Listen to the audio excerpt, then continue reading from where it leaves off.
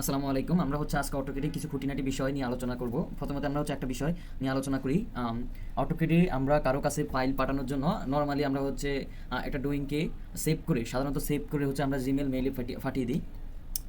কিন্তু সেই ফাইলটা আমরা যদি আরও কয়েকটা ফাইল একসাথে পাঠাতে যাই, অথবা সঠিক পদ্ধতিতে কীভাবে পাঠাবো সেই নিয়ে আজকে আমরা আলোচনা করব। তো আমরা সঠিক পদ্ধতিতে যে জিপ ফাইল আকারে পাঠানো হয়, কারণ জিপ ফাইল আকারে পাঠালে সেই ফাইলের ভিতরে আমরা যে আরও কয়েকটা ডিজাইন দেখতে পারবো, খুঁটিনাটি যে ডিজাইনগুলো থাকে করে ওই ডিজাইনগুলো পাঠানো হয়। তো আমরা কীভাবে জিপ ফাইল আকারে আমরা একটি ফাইল সেভ করে সেটাকে পাঠাতে পারি সেই বিষয় নিয়ে আজকে আলোচনা করব। মনে করুন আমরা যে এইটা এখানে একটা ডিজাইন, আমরা জাস্ট একটু দেখার জন্য এটা আর কি, এই যে এখানে একটা ডিজাইন মনে করেন।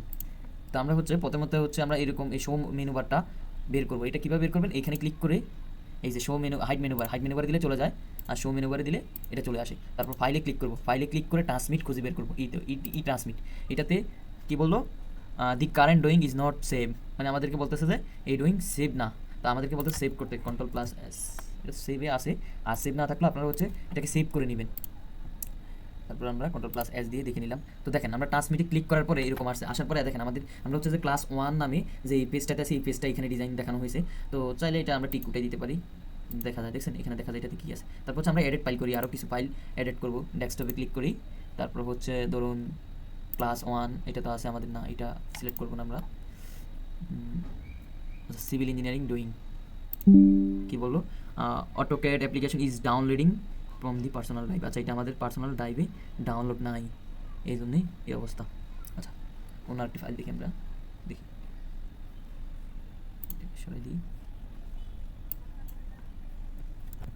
আচ্ছা দেখেন, আমরা ডেস্কটপে আরও একটি নতুন ফাইল নেই, ধরেন এই যেখানে ডুইং 2। তো আমরা আরও অনেক কিছু ফাইল এইভাবে অ্যাড করতে পারি। ডুইং 2 দিলাম, তারপর কন্ট্রোল চেপে আমরা আরেকটি ফাইল দেখে অ্যাড করা যায় কিনা। এই তো এই ফাইলটা অ্যাড করবো, তারপর অফেন ক্লিক করবো। অফেন ক্লিক করার পরে দেখেন আমাদের এই 3টা ফাইল অ্যাড হয়ে গেছে। এখন আমরা ক্লিক করে করে চেক করে দেখতে পারি, এখানে যে এটা রিলোড হচ্ছে, এই যে এটা অলরেডি রিলোড হয়ে গেছে। এই ফাইলটা একটু বড়, এই জন্য এটা রিলোড হতে দেরি হয়। তো যাই হোক, এখন আমরা ওকে ক্লিক করবো, সেট আপ, ওকে ক্লিক করব। ওকে ক্লিক করার পরে দেন এই ফাইলটা আমরা কোথায় সেভ করব সেই জায়গা সেট আপ করতে হবে। এখন এটার নাম চেঞ্জ করে দিই, আমি চেঞ্জ করে দিই, ধরুন এটার নাম 1 দিয়ে দিলাম। না, 1 দেওয়া যাবে না। আচ্ছা, 1 অনেকগুলো দিয়ে দিলাম। এটা জিপ ফাইল আকারে সেভ হচ্ছে, দেখেন এটা জিপ ফাইল আকারে সেভ, দেন সেভ হয়ে গেছে। এখন আমরা একটু দেখি সেই ফাইলটা কি আসলে জিপ ফাইল আকারে সেভ হয়েছে কিনা। এই যে 1 দেখেন, এই যে এই ফাইলটা জিপ ফাইল আকারে সেভ হয়ে গেছে। এখন যে আমার এখানে ভেঙে দেখানো হয়েছে, বুঝছেন? আপনাদেরকে পাঠালে এই ফাইলটা ভেঙে দেখানো থাকতে নাও পারে, এটা জিপ ফাইল আকারে যাবে। যেমন আমি একটু দেখানোর চেষ্টা করি, আমার ফাইলে যাই, যাওয়ার পরে ডাউনলোড, দেখেন মনে করুন এটা না, এখানে নিয়ে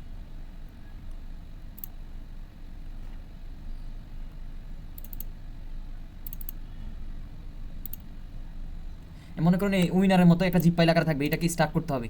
এই যে এখানে ক্লিক করে, রাইট ক্লিক করে, তারপর যে শো মেনু বার, অথবা এখান থেকে বের করবেন, আপনারা বের করে স্টার্ট করবেন আর কি।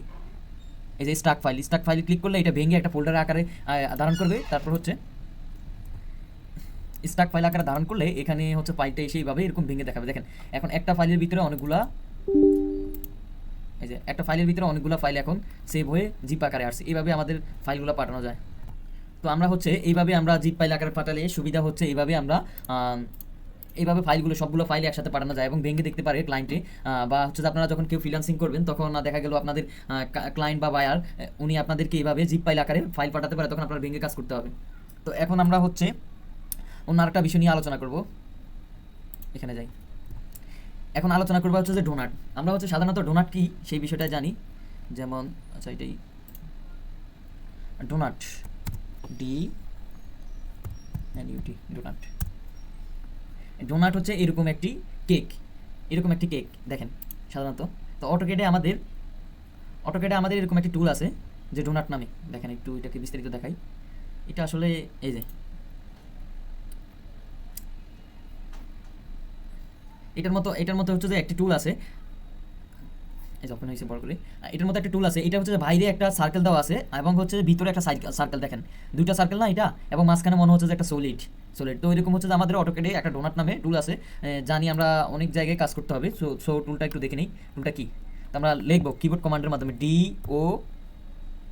DONUT, donut. দেখেন এখন আমাদেরকে কি বলছে, specify inside diameter of donut. এখন আমাদেরকে বলছে যে ভিতরের সাইডের কতটুকু স্পেস রাখবো আমরা সেইটা দিতে, আমরা ডায়ামিটার আর কি। তো আমরা ধরেন এটা ডায়ামিটার রাখবো কোথায় 5, তারপর এন্টার। এখন হচ্ছে যে বাইরের সাইডের আমাদের কতটুকু ডায়ামিটার রাখবো সেটা বলছে, ধরেন আমরা এখানে রাখবো 9, এন্টার। এখন হচ্ছে আমরা এটা কোথায় দিব সেটা সিলেক্ট করতে বলতেছে। দেখেন এখানে সিলেক্ট করলাম, এখানে সিলেক্ট করলাম, এখানে সিলেক্ট করলাম, এখানে সিলেক্ট করলাম, এখানে সিলেক্ট করলাম। দেখেন এইটা হচ্ছে একটা ডোনাট আকৃতি হয়ে গেছে না, দেখেন এটা সলিড আকারে। তো এই সার্কেলটা হচ্ছে আমাদের ডায়ামিটার হচ্ছে 5 আর এটা হচ্ছে যে 9। তো আমরা হচ্ছে মাঝে মধ্যে রডের ডায়ার ব্যবহার করার জন্য, যেমন স্ট্রাকচারাল ডিজাইনগুলোতে রডের ডায়ার জন্য আমরা ব্যবহার করতে পারি ডোনাটের মাধ্যমে বা শো করতে পারি। তো আবার এন্টার দিলে আমাদের দেখি, হ্যাঁ এন্টার দিলে হচ্ছে আমাদের আগের অবজেক্ট হচ্ছে কারেন্ট অবজেক্ট হিসাবে সিলেক্ট হয়ে যাবে। এখন হচ্ছে আমরা স্পেসি ইনসাইড ডায়ামিটারটা দিব, এটা দিই 0 এন্টার দিয়ে এটা দিই আমরা যেভাবে আছে 9 বাই, আচ্ছা 9 দিই।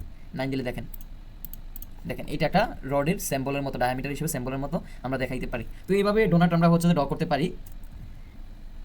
এখন আমরা কথা বলবো স্ট্রেটস এবং লেন্থ নিয়ে।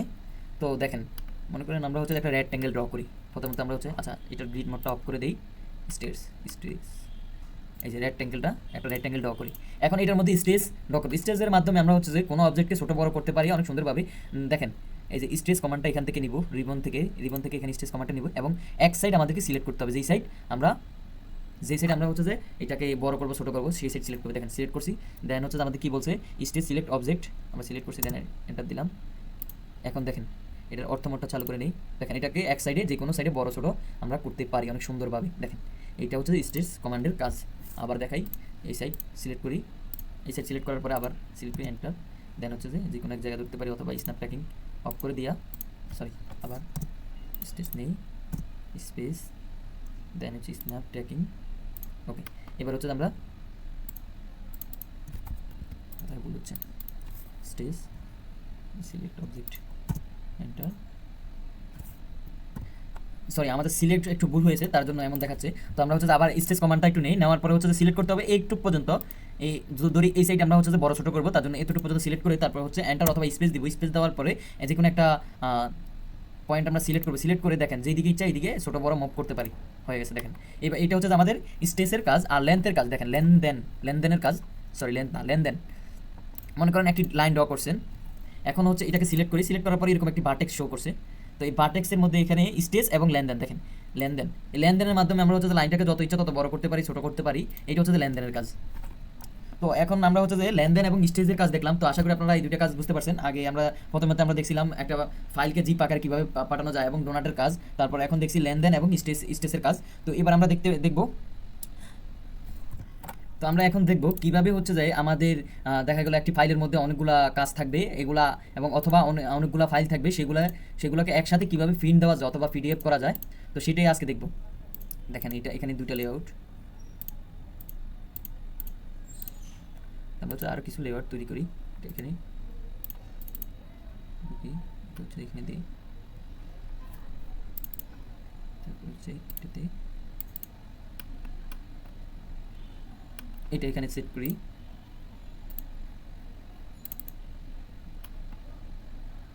এভাবে সেট করলাম। এখন হচ্ছে আমরা আবার মডেলে ব্যাক করি। এখন আমরা হচ্ছে একটা শিট সেট করব এইভাবে প্রিন্ট দেওয়ার জন্য, সবগুলোকে একসাথে প্রিন্ট দেওয়ার জন্য আমরা শিট সেট করব। শিট সেট করার জন্য প্রথমে হচ্ছে আমাদের ফাইলে যেতে হবে। এই যে ফাইলে ক্লিক করলাম, ফাইলে ক্লিক করার পরে আমরা হচ্ছে পাবলিশে ক্লিক করতে হবে, পাবলিশ করতে হবে। দেখেন এই যে পাবলিশে ক্লিক করার পরে এখন হচ্ছে আমরা যেই প্রজেক্ট নিয়ে কাজ করব সেটার উপরে রাইট ক্লিক করব, অথবা সবগুলো নিয়ে কাজ করা যায়। তো আমরা হচ্ছে এই প্রজেক্ট নিয়ে কাজ করব, এটার উপর একটা রাইট ক্লিক করি। রাইট ক্লিক করার পরে এখন অ্যাডেড শিট, এই অ্যাডেড শিটে ক্লিক করব অথবা ইনপুট হোয়াইট।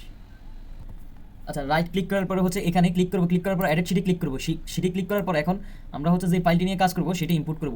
ইনপুট করার পর ইনপুট করার জন্য এই যে আমরা মনে করেন এই ফাইলটা হচ্ছে যে ইনপুট করব এখানে। আচ্ছা এটা নিয়ে কাজ করি, সিলেক্ট, তারপর হচ্ছে এটা শিট নেম দিতে পারি, যেটা আছে এটা কি দেওয়া যায়, আচ্ছা এটা নিবে না, আর একটু ছোটো দিলে না, সিভিল দিলাম।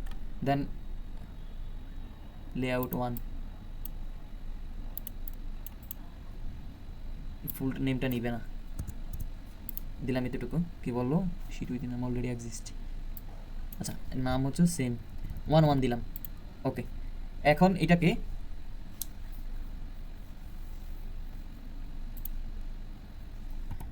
আচ্ছা, আমাদের এখানে একটু ভুল হয়েছে। ভুলটা হয়েছে কি, আমাদের হচ্ছে এখানে আমরা এটাকে ইনপুট সহজভাবে আরেকভাবে করা যায় সেটা একটু দেখাই। যেমন হচ্ছে যে আমরা হচ্ছে এই ক্লাস 1 এটাকে এটার জায়গাতে ইনপুট করব। এখানে ডিফল্টে ক্লিক করে এই যে ইনপুট এখানে ক্লিক করব। ক্লিক করার পরে আমাদের ফাইলটা আমরা বের করব। ধরেন হচ্ছে সিভিল ইঞ্জিনিয়ারিং, এটা ইনপুট করলাম। ইনপুট করার পরে এখানে চলে আসলো সিভিল ইঞ্জিনিয়ারিং লেআউট, দেখেন এটা চলে আসলো। এটাতে এখন ক্লিক করব।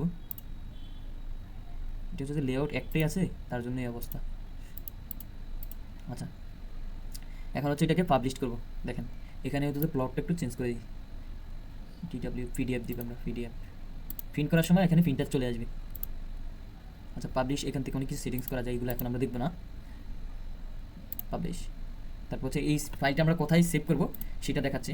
তো আমরা এখানে একটু সেট আপ করে দিই, সেভ করে দিই। এটা এই নামে না দিই, সরি, এর নাম দিই জাস্ট একটু দিয়ে দিলাম। ওকে, দেন আমাদের ফাইলটা এখন কি বললো, you printing or publishing job process the background. এখন আপনার সফটওয়্যারটি হচ্ছে চালু থাকলে হবে, আমাদের ফাইলটি হচ্ছে প্রসেস হচ্ছে পিডিএফ এর জন্য। তো দেখি কি হয়। আমরা হচ্ছে ডেস্কটপে দিয়েছিলাম। দেখেন আমাদের অলরেডি ফাইলটা চলে আসছে পিডিএফ আকারে। এখানে এখন ক্লিক করব। ক্লিক করার পরে এখন আমাদের ওপেন করতে হবে যে কোনো একটি ব্রাউজারের মাধ্যমে। আমরা এটার মাধ্যমে করে জাস্ট ওয়ান্স ওকে দেখি। দেখেন এই দেখেন তিনটা ফাইল এখন এক এক করে সবগুলো পিডিএফ হয়ে গেছে। যেগুলো আছে এগুলো আমরা হচ্ছে সবগুলো সিলেক্ট করতে পারি নাই, ভুল করে ফেলছিলাম। তো আমরা আপনারা হচ্ছে সুন্দরভাবে করবেন। দেখেন সবগুলো অনেক সুন্দরভাবে পিডিএফ আকারে অনেক ইজিলি চলে আসছে। তাহলে হচ্ছে যে আমরা ওই যে আলাদাভাবে এক পেজ করে পিডিএফ করে অনলাইনে পিডিএফের জামালাটা পুরাইতে হবে না। তো এইভাবে আমরা হচ্ছে সহজে পিডিএফ করতে পারবো। তো আমরা হচ্ছে আরেকটা টিপস দেখবো এখন, সেটা হচ্ছে টেবিল অটোক্যাডের মাধ্যমে আমরা হচ্ছে যে এক্সেল শিটে যেভাবে কাজ করি টেবিলের মাধ্যমে, অটোক্যাডে আমরা সেই টেবিল নিয়ে কাজ করতে পারবো। তো সেটা হচ্ছে অ্যানোটেটে গিয়ে এখানে টেবিল অপশন খুঁজে পাবেন, অথবা আমরা কিবোর্ড কমান্ডে টেবিল লিখতে পারেন, TABE লিখলেই চলে আসবে। এখন হচ্ছে আপনারা এখান থেকে স্ট্যান্ডার্ড দেওয়া আছে, চাইলে আপনারা নিউ তৈরি করতে পারবেন। এখানে ক্লিক করে দেখেন এখানে এইটার মাধ্যমে নিউ তৈরি করতে পারবেন, অথবা যেভাবে সেভাবে তৈরি করতে পারেন। এখন এখানে কলাম দেওয়া আছে, কলাম আপনি কয়টি নিতে চাচ্ছেন। তো আমরা হচ্ছে যে কলাম নিতে চাই, আচ্ছা 5টাই থাকুক। আমরা এটা কলাম উইথ 25,000, মানে একটা কলামের উইথের কতটুকু থাকবে সেটা। তো আমরা দেই 100।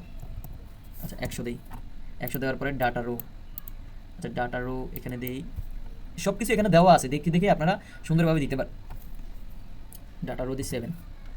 রো হাইট কতটুকু দিবেন আপনি, দিই 50, সরি এটা তো 10,000, এটা 50 দিই। এটা অটোমেটিকই হয়ে যাবে যখন এটাকে দেখি। এটা একটু কমাই, 1 দিই, চলে গেল টেবিল। হ্যাঁ বাস।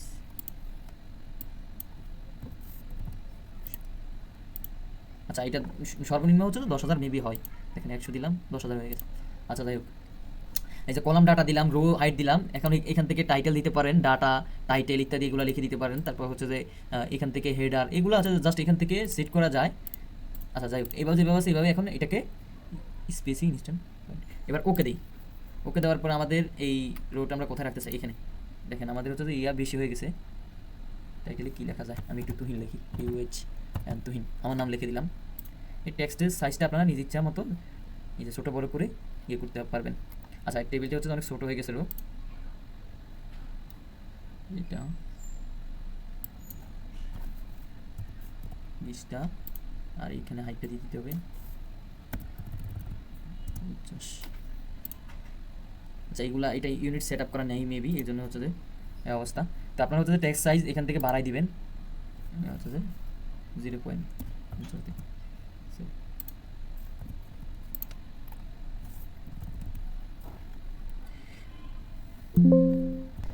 দেখেন এখানে একটি শর্টকাট সেটিংস আছে, আপনারা হচ্ছে শর্টকাট সেটিংসের মাধ্যমে এটা করতে পারেন।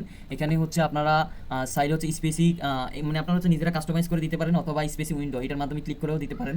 তো আমরা হচ্ছে যে এটা এখানে আবার আচ্ছা এটা থাকুক, আমরা হচ্ছে এখানে স্পেসিক উইন্ডোর মাধ্যমে দেখি একটু।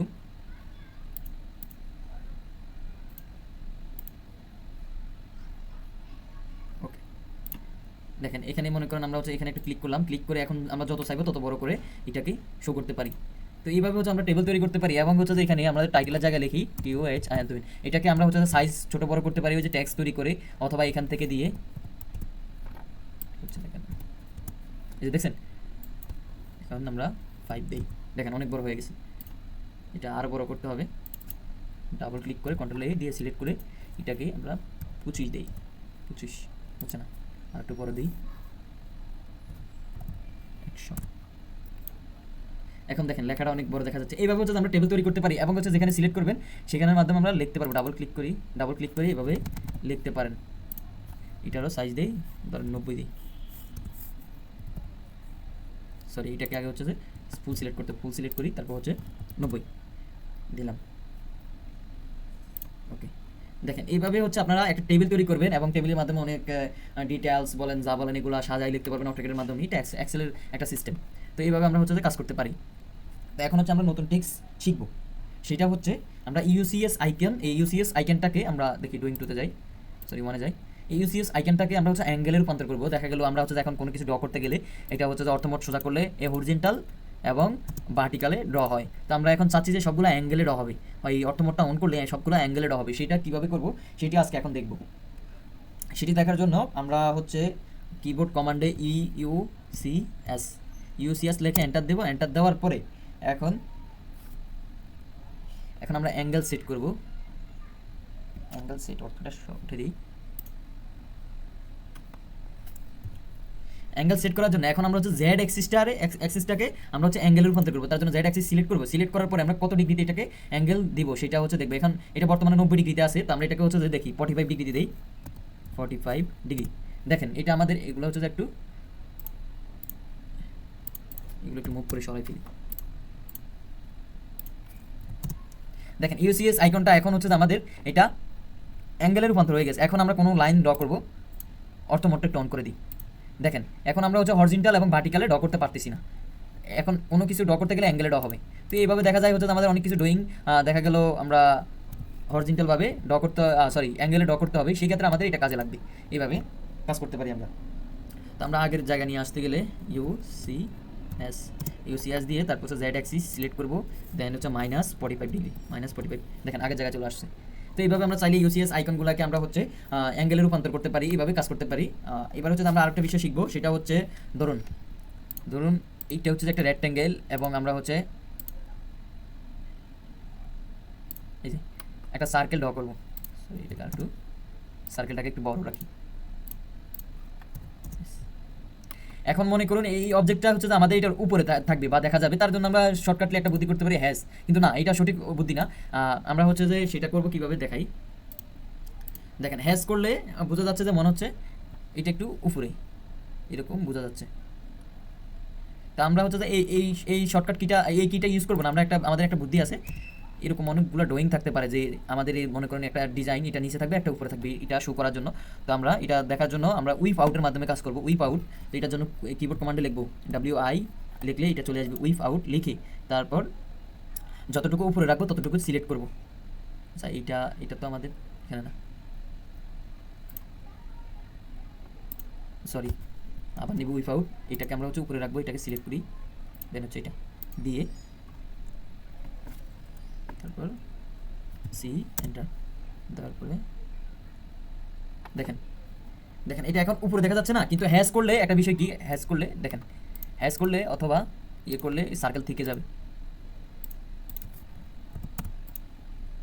অটোমেটিক অফ করে দিই তাহলে কাজ করতে সুবিধা।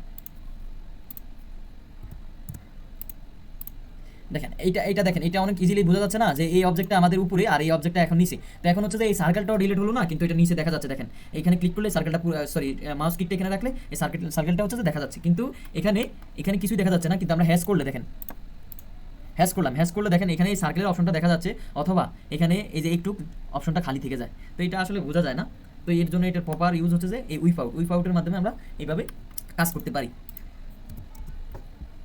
তো আজকে আমরা শিখলাম কিভাবে আমরা হচ্ছে যে একটি ফাইলকে জিপ আকারে পাঠাতে পারি, এবং শিখলাম আরও হচ্ছে ডোনাট কমান্ডের কাজ, শিখলাম লেন্থ এবং স্পেসের কাজ, তারপর হচ্ছে শিখলাম শিট সেটের মাধ্যমে আমরা কীভাবে পাবলিশ করে সবগুলোকে একসাথে প্রিন্ট করতে পারি অথবা PDF করতে পারি সেটা শিখলাম, এবং আমরা একটা টেবিল কমান্ড শিখলাম কীভাবে টেবিল আকারে আমরা কিছু এক্সেল আকারে আমরা তথ্য এন্ট্রি করতে পারি সেটা শিখলাম। তারপর হচ্ছে যে আমরা ইউসিএস আইকন অ্যাঙ্গেল করে কীভাবে আমরা অ্যাঙ্গেলে ড্র করতে পারি সেটা শিখলাম। তারপর লাস্টে আমরা শিখছি উইপআউটের কাজ, উইপআউটের মাধ্যমে আমরা কীভাবে একটি আমাদের প্রজেক্ট উপরে এবং নিচে রেখে কীভাবে ডিজাইন করতে পারি সেটাও শিখলাম।